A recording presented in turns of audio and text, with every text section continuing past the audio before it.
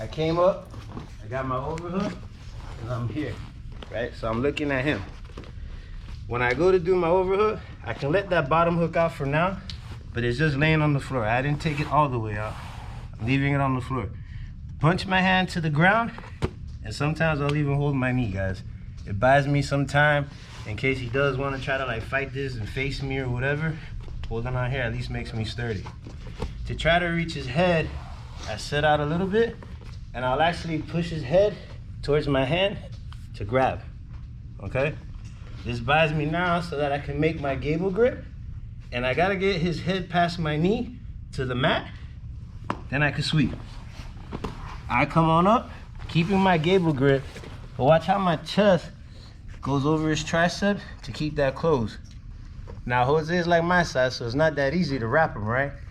I have to keep pushing his head inward and this one out. Inward, out.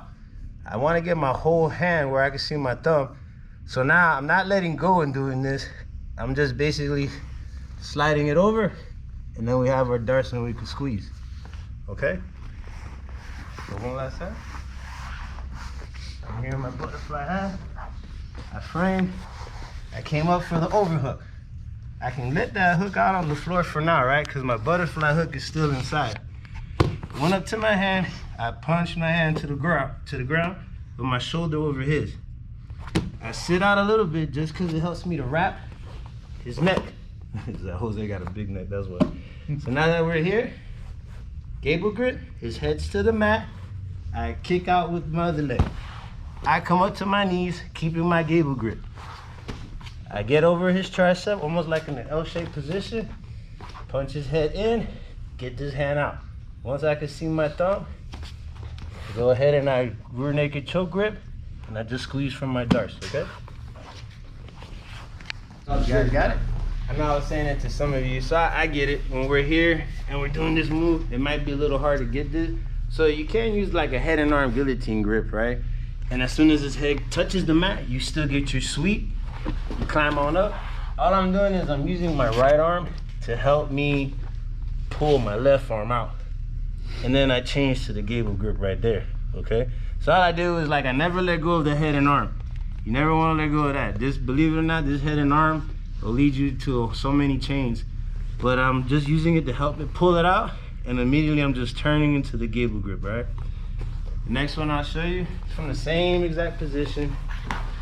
So we were here, boom, come up from my overhook, took my knee out, punched him down.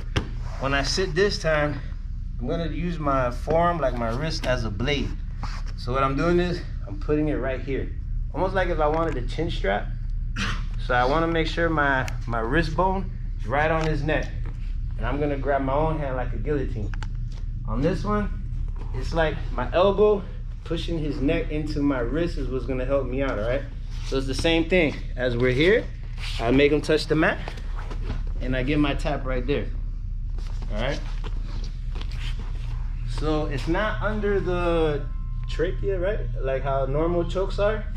I'm using my my wrist bone right here as the blade, and my elbow is pushing him into it, okay? So it's almost every mechanic of the guillotine with the exception of, I went from chin strap to like right here, all right? That's the only difference I'm doing.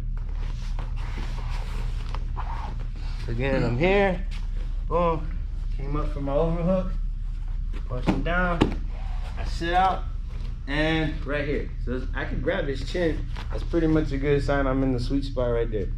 I grab my hand, I close in, and you'll feel his chin like closing in on your wrist bone. As his head touches the mat, I keep pushing with my elbow, I get my tap. If I don't get it, it's the same thing. We sweep, we come on up. I might even try it one more time to see if I can pull it off. If not, head and arm. That's why I say never let the head and arm go, guys. It'll lead you into so much stuff, okay? So everything stayed the same, except this time we're doing like a shorthand guillotine, all right? It's gonna be on the same side. Rather than trying to come all the way like normal guillotine, we're stopping it short right here. Make sure you use like that little watch area as the blade, okay? Let's try it out on 3. 1, 2.